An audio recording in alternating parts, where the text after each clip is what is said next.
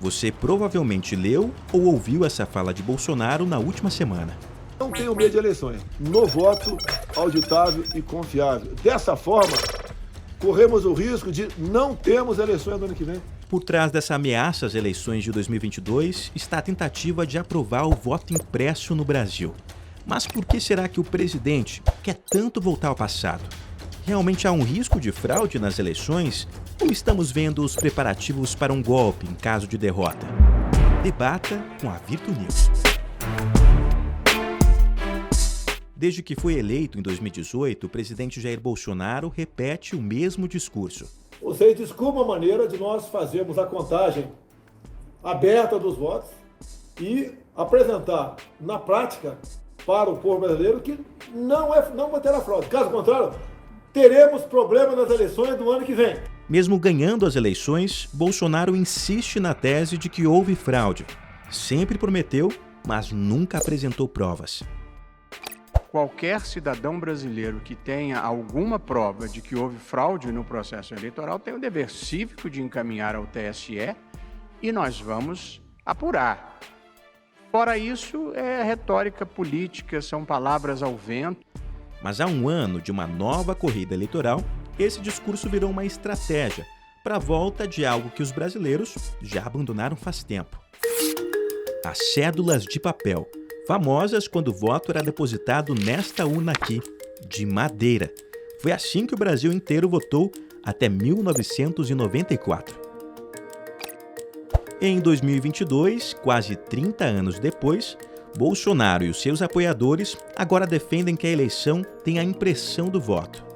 Mas então a gente vai ter a volta do voto impresso? Na prática, não. A urna eletrônica continuaria valendo. O elemento novo seria a impressão de um comprovante do voto. Esse pedaço de papel com as informações do candidato e do partido que você escolheu como representantes seria guardado até o fim das eleições e poderia ser usado numa possível recontagem dos votos. Mas qual a real chance disso realmente acontecer no ano que vem? Lá em Brasília, a Câmara dos Deputados instalou uma comissão especial para debater uma proposta de emenda à Constituição, que é chamada de PEC. Se essa PEC for aprovada na comissão, não para por aí. Ela precisa ir ao plenário do Congresso. Seriam 2 votações na Câmara e outras 2 no Senado. E deve ter a maioria de 3/5 em cada casa para ser finalmente aprovada. 11 partidos já se manifestaram contra a proposta. Se todos os deputados dessas legendas fossem somados, teríamos mais de 300 votos, o suficiente para rejeitar a PEC. O Congresso não quer aprovar o voto impresso para a próxima eleição, porque os mandatos, boa parte deles, de toda a Câmara de Deputados e 1/3 do Senado, vai estar em jogo em 2022. Então, você vai entrar numa zona de incerteza muito grande, eles não querem isso, não vão aprovar por causa disso. É hora de focarmos nos reais problemas do país, que é a inflação galopante, o desemprego recorde e o aumento da miséria. O nosso sistema eleitoral funciona muito bem e o Congresso não deve ceder às pressões do presidente para introduzir algo que pode sim piorar a qualidade do sistema e aumentar a tentativa de fraude. Para além da articulação política, o custo pesa contra. $600 por cada urna que imprima o voto. Na ponta do lápis, 2,5 bilhões de reais para modificar todo o sistema. Com esse dinheiro, o governo poderia custear, por exemplo, uma parcela do auxílio emergencial para quase 10 milhões de pessoas. Grana essencial para o brasileiro que está passando dificuldades nessa pandemia. Em 2002, a gente até tentou fazer o voto com sistema impresso. Não deu muito certo. Gerou filas em excesso e falhas constantes nas urnas. Vamos voltar a algumas casinhas, lá em 1993. Sabe quem defendia a urna eletrônica nessa época?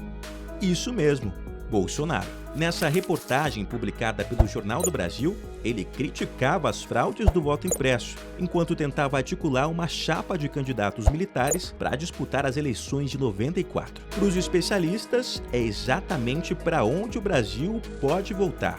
Uma porteira aberta para a era do voto de cabresto. Essa parte impressa vai ficar visível para ele durante algum tempo para ele poder conferir. Ele pode tirar uma foto daquilo ali e apresentar essa foto como confirmação de que votou no candidato que ofereceu para ele algum benefício. Ou seja, a gente volta ao período clássico do clientelismo, onde eu te dou um benefício público qualquer, eu privatizo o benefício no sentido que você vai receber o benefício apenas se votar em mim, se comprovar em mim.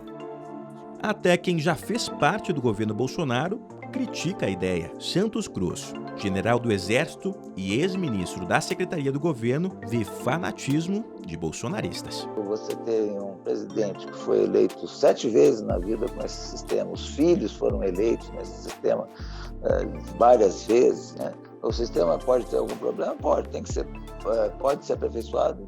Todo sistema pode ser aperfeiçoado, mas daí para você dizer que é fraudulento, isso daí é uma coisa completamente irresponsável. E os dados comprovam. Uma pesquisa do Datafolha mostrou que a maioria dos brasileiros confia na urna eletrônica. 3 em cada 4 defendem o atual sistema de voto.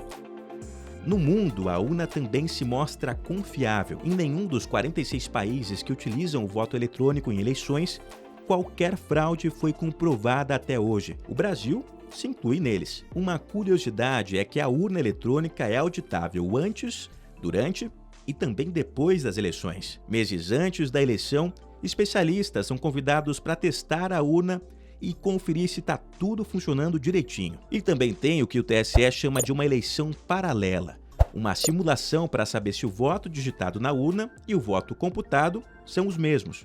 Antes da eleição, há também a cerimônia de assinatura digital, quando os representantes dos partidos podem checar tudo antes de os equipamentos serem lacrados. E no grande dia, na hora da transmissão dos votos, existem os boletins das urnas, que são comprovantes em papel que resumem a quantidade de votos para cada candidato, além de brancos e nulos. E não dá para esquecer o principal feito da urna eletrônica, a contagem de votos. Em poucas horas, o Brasil sabe o vencedor das eleições com segurança e eficiência. Bem diferente dos Estados Unidos, por exemplo. Para confirmar Biden como novo presidente, os norte-americanos enfrentaram uma apuração dos votos impressos, que durou mais de uma semana, com direito a denúncias de fraude por parte de Trump e recontagem de votos em alguns estados. No final, nada foi comprovado, mas terminou em um ataque sangrento ao Capitólio. Será que é isso mesmo que a gente quer aqui no Brasil?